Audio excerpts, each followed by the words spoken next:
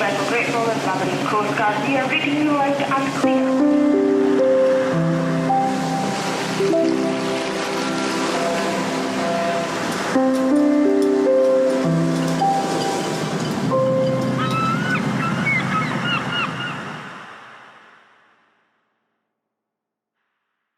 Welcome to Sea Views. I'm Julia Gosling and I'm delighted to be here in Portsmouth International Port with Ben McInnis, who's the harbour master here at Portsmouth. Welcome, Ben. Thank you, and pleased to be on the podcast. Yeah, I'm delighted to have you with me, and usually my guests are actually somewhere else and we're doing this online because they're in other countries, but Ben is actually on my patch in Portsmouth, so for anyone who's watching the video content, I'm here with a lovely backdrop of Portsmouth International Port behind us. Your workplace, Ben? Yeah, I'm a Portsmouth or Pompey boy, born and bred, so it's an honour to be looking after part of the harbour and all the marine activities associated with it. Right. So, Ben, do you want to just let me know a little bit about your role? Most of what I cover is about maritime safety, and obviously that's probably a big part of your role here, isn't it? Yeah, for sure. So Portsmouth's a unique harbour in that we're a dockyard port, so the Royal Navy operate one of their largest naval bases here. So we have two harbour masters in Portsmouth, King's Harbour Master, and then I'm the harbour master for Portsmouth International Port. So we deal with all the commercial shipping into Portsmouth, and he deals with all the military side, but they maintain overall control of traffic within the harbour.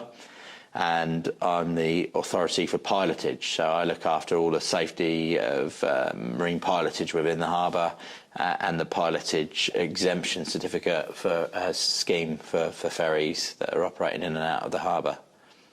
It is a unique harbour, isn't it, in a lot of ways, because you have got so many different movements out there and different activities, haven't you? Yeah, for sure. Obviously, right down from leisure craft, there's like a lot of sailing clubs within the harbour, and the whole western side of the harbour has yacht moorings and marinas, to the fishing fleet in the Canberra and Gunwharf Quays form part of my statutory area. Everything from super yachts to small yachts and the fishing boats in the Canberra, to work boats and all the way up to some of the largest cruise ships in the world. And then on the King's Harbour Masters patch, obviously we've got some of the biggest warships in the world as well, with the Queen Elizabeth class carriers being based here and the destroyer fleet. So yeah, it's just there's a lot going on, a lot to manage.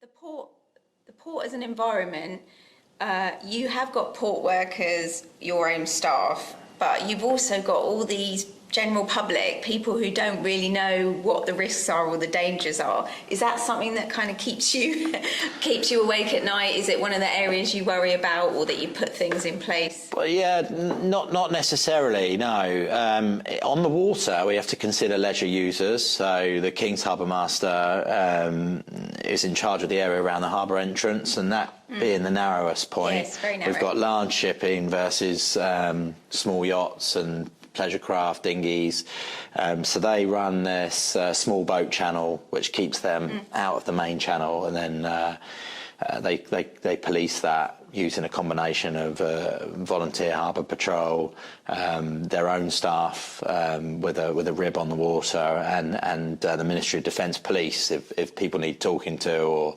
or educating on the water. So we try and keep leisure and commercial traffic separated through that. The small boat channel is managed by a general direction, which is enforceable by law, so you can be taken to court for a breach of that. And everything else, we use the ship's horn. Yes. Give them a good blast on the horn. 5 hoots. Yeah, exactly what I that. sometimes hear if somebody's getting, maybe a visitor's coming in on a small boat and they haven't realised, and then... Exactly. Yeah. So if you hear 5 blasts on the ship's whistle, it's generally one of the ferries that getting irate with a yacht or concerned. Yeah, exactly. Or for example, on a cruise ship, I'll give one long blast as we come towards the entrance, because sometimes you'll have outbound yachts and they don't realise there's a 75,000 ton ship behind them. It just concentrates their minds if you give them a blast on the whistle and focuses their attention that something big is coming. It's noticeable, isn't it? And what about all the drivers coming in and all the passengers who are getting on, the lorry drivers? Yeah. You know, obviously the port has got its own risks, hasn't it? So... Exactly, and the port environment is inherently dangerous in that there's a lot of risk to be managed. So we reduce those risks by implementing control measures. So we're here now in the passenger terminal. The passengers will come through their check-in here, then they'll go downstairs and they'll be taken by bus straight to the ship. So we remove the risk of them walking around that port environment by busing them direct to the ship.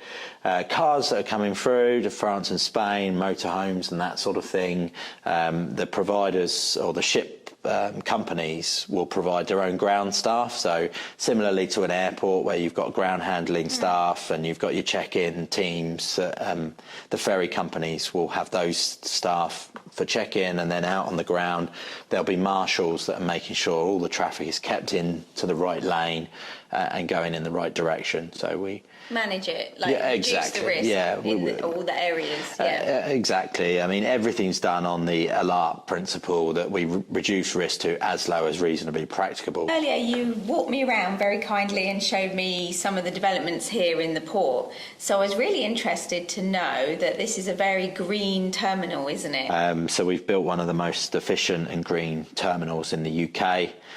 We've got everything from one of the largest solar arrays in the country, which means we're a net producer of energy. We can sell back to the grid. We can't quite see it, but it's just round the corner. No, there's a few panels just in the background, but basically every roof in the port has got solar panels on it, and we're trying to suck as much energy out of the sun as we can get. We've got a container-sized battery out in the restricted area, which we can store energy and run the terminal overnight, for example, or we can charge cars from that battery. All the vehicles within the port are electric powered, so all our port vans and that we operate at the port are electric. We've got things like living walls here in the terminal, so we're capturing carbon from the air and then producing oxygen. So everything in this terminal is designed to be green and to support our ambition to be carbon neutral by 2030.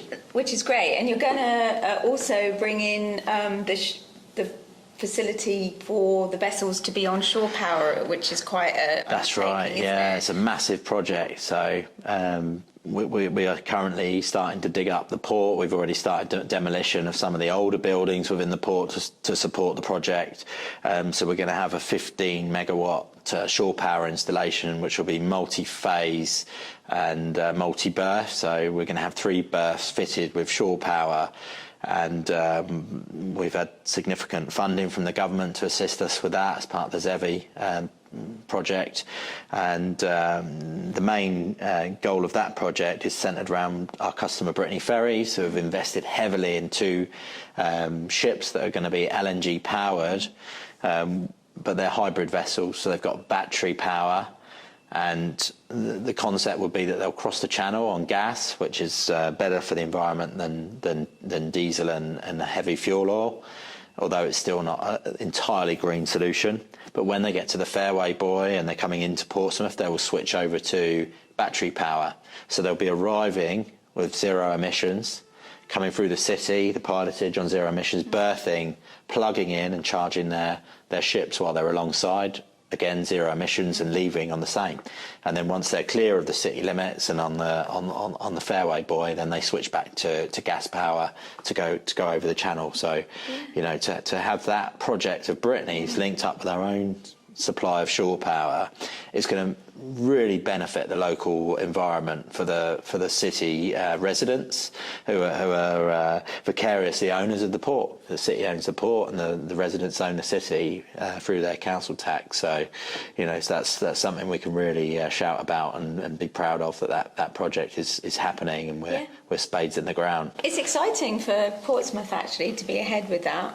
And I mean, I see it from my own house. You know, the ships are literally coming in and out the whole time, and they're probably 100 yards from my window, so I'll actually benefit from that directly. Exactly, and you know, we are an inner city port. We've got residential areas across the road from the port, and we've got school within close proximity. So yes. The fact that we can reduce our carbon footprint and improve air quality for the residents is something that we really want to do, and we're working with our customers to expand that. Certainly the cruise sector is really interested. They want to plug in now, and we'll be able to provide the cruise berth with a multi-user flexible arrangement, so that ferries have got a more fixed. We know the positions of their plugs, so we can do it on a system that will be faster for them to connect. But with the cruise ships, because there's so many different vessel types, they've got different connections, we need the flexibility on the main cruise berth, because we need to be able to move it in positions and then use a variety of different plugs, to use a non-technical term, to enable them to draw from that bank of... But you'll be able to do that? Yeah, not just that. We'll be able to do a ferry and a cruise ship at the same time, or 2 ferries at the same time, or if everything's small enough, 3 ships at the same time. So, you know, that's going to be a major improvement for the port.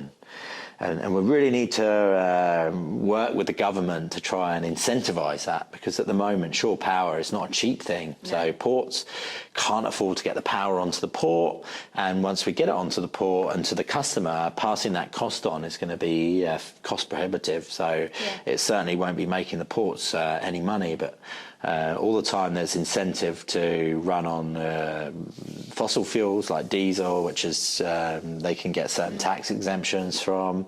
But we're not seeing those reductions or incentives for shore power. So we really hope over the next few years that the government see the benefit in incentivising shore power, and that they can work with us and the ultimate ship users to offer that electricity at a reduced rate through subsidies. Or this could be a real benchmarking taxation sort of example, couldn't it? When you're fully operating on the shore power for the vessels. So hopefully others would follow, but also government would recognise some of the benefits there as well. Exactly. So for the ZEVI project that we're working on with the government, part of that was, when we first look at, you know, what do we need to do for the next 20 to 50 years? How can we reduce our carbon footprint? How can we reduce CO2 emissions? We had to have a baseline. So around the port and around the city and the immediate area, there's measuring equipment that is measuring those emissions from the ships and how much is getting onto the shore. So we've got our baseline. We know what we're currently outputting as a whole, the business, including our customers. But they will see tangible results from that project. And part of the deal with our funding is that we share results with the wider shipping community and port community. So, you know, it won't just be us benefiting from that. The learnings will be available in the industry for other ports to take stock of what we've achieved and what worked, what hasn't worked, in order that we can help other UK ports achieve their own goals. Yeah, share the learning. Actually, it's interesting that you're talking about power, because another podcast that we did a while ago was about green fuels and all the changes that are coming in shipping, and what the new power sources, propulsion systems will be on some of the ships. And obviously a lot of that comes down to what on earth do the ports do. So, you know, a lot of the storage facilities for these different potential types of new fuels are quite big. You know, you need more space for them, and obviously some of them have got their own dangers. Is that something you've got to look at here as well in Portsmouth International Port? Yeah, certainly. So with the shore power projects with Brittany, we had to look at LNG as being an alternate fuel, and at present we only were able to offer diesel and heavy fuel oils as our offering from a bunker barge.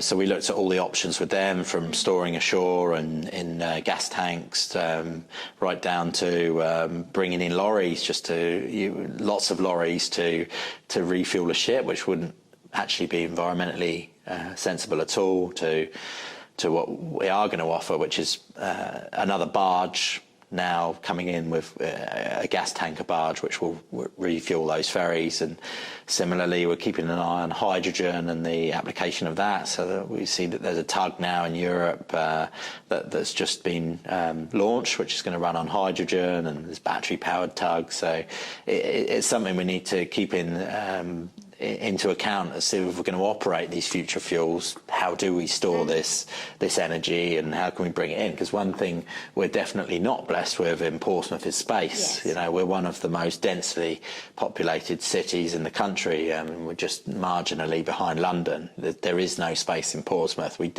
do not have space here at the port. We desperately need more land, and we can't really support large tanks or energy farms or storage facilities in the port. So yeah, it's definitely something we have to consider and keep in check. And you're not even going to be the only port with that issue, are you? With, a lot of ports are already within, well within cities, and as you've already said, you've got a lot of residential areas real close up as well. So again, that brings its own safety issues, doesn't it, with some of these fuel storage? Exactly, and energy storage systems. And for me, I can't really see any other way than barge transport being used for small ships being used to transfer any fuel or future fuel to the ships from the sea, and it might present other opportunities for smaller ports or areas where there is land to become energy hubs or storage facilities to promote that. So, as ships, and we're seeing cruise ships with LNG now, and the ferries here switching to LNG, that will open new opportunities for other businesses to store and operate barges for bunkering those ships. It's interesting to see how it's actually practically happening. It's really interesting to talk to you about all the stuff you're thinking about in the port. And power is another thing that is a hot topic at the moment. So I went to an electric vehicle Maritime Safety Conference just last week, actually. That was a Port Skills and Safety Conference, and there was a lot of ports, a lot of shipping companies there, some government associations and industry associations there, and there was quite a frightening presentation from the scientists about the dangers of lithium-ion batteries and the electric vehicle batteries, and what happens when you get a problem on a ship or in a port, because obviously their cars are being stored before they go on.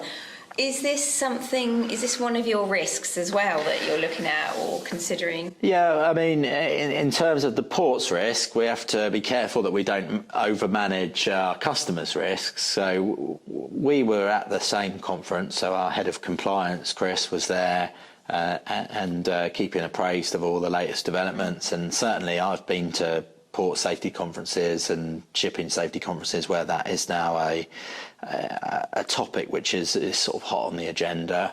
We do have to recognise that battery fires within electric cars isn't something that happens frequently. It's thank goodness at the moment. Yeah, I mean, yes. I've owned an electric car for 4 years, and as yet no major fire. It's been absolutely brilliant, but certainly, the traditional firefighting techniques on vehicle decks needs to be reassessed. Because it doesn't work, does it? On the battery, electric vehicle battery fires, it's a totally different. That's right. Yeah. Way of tackling it, if you can tackle it. And on from that, the product of that fire, the smoke, is actually the fumes are hazardous as well. So it's not a case of with a traditional fire, the advice is get down on the floor, stay out of the smoke. Well, in a vehicle fire with electric batteries involved, then that floor layer could also have some toxicity. So that is something that the shipping lines need to work with to assess their own risks on board ship, and come up with a suitable firefighting plan to mitigate those risks. And I suppose also, I know there aren't obvious solutions right now, because that was apparent in the conference, but there was talk about obviously how important training is for port staff and for seafarers to actually be able to recognise when it is that type of fire or incident or explosion, because it does require a totally different approach, and that was quite frightening, I thought, to sort of see how dangerous they are. You're sometimes some of the first people to sort of see people and interact with seafarers when they come in your port. Welfare, we talked about welfare on my podcast before for seafarers. What do you do here in the port in terms of welfare of seafarers and support for them? I think it's great that as the harbour master here, you are a seafarer still. You've been a seafarer in other roles, and you really understand it, don't you? And from the welfare point of view, it's really interesting to see how you're applying that to your role here in the port. That you are aware of that kind of situation on those ships, and that you're potentially the first person, to go on board. Yeah, exactly. When I do write these letters, I always include the sentence that a ship is supposed to be a place of work, not a prison. And I used to do 4-month trips at sea, and it's not unheard of for the Filipino and Indian crews to be doing 8-month contracts. And for them to be stuck on a steel tin for 8 months and not put foot on grass and a bit of soft mud is it's tough. It's disheartening. It really does. And they're there for their families and to send money home, but they're people, and they need to go ashore and just go to the supermarket and buy deodorant or some sweets or something. A treat, eat something that's not ship's food, and just go for a walk for 2 miles and see something that's not the ship. It's really important for mental health, and so important. There's no reason for them to be held up on board. So yeah. For me, very important, and the ship's chaplains come down and do visits with Stella Maris and Mission to Seafarers, so we work closely with them. Have you got one of the port centres here? We did have a container over in the cargo terminal, which wasn't really being used. So we've got My City Wi-Fi here now, which is free Wi-Fi, which is port-wide, so the seafarers, even on the ships, can access that. But the terminal's got super fast Wi-Fi, so they're welcome to come here. And they've got the cafe, exactly. They can have a coffee, high-speed internet. There's a shop here, so all the seafarers welcome to come and use that. And to be honest, one of the reasons the containerised seafarer centre didn't work so well was that we are from the cargo terminal less than 10 minutes walk from city centre. So you've got your Costas there, your McDonald's, free access to Wi-Fi. The shops they like to visit, the supermarket, is all within 10 minutes walk from the port. So we're quite lucky, and we're not an oil terminal in the middle of nowhere. Yes. You're bang in the middle of the city. Exactly. We're here in the city centre, and there's there's cafes, pubs, and your McDonald's or whatever they need is within 10 minutes walk. So I've really enjoyed talking to you. Actually, in your place of work, and just practically seeing how you go about thinking about maritime safety at work. No, it's been a pleasure, and always good to chat about ships. Yes, that's what we like. Thanks very much for joining me, Ben. It's been really interesting having you. Thank you. No, thank you. Fishing vessel Grateful and Labrador Coast Guard, we are reading you out to Amsterdam.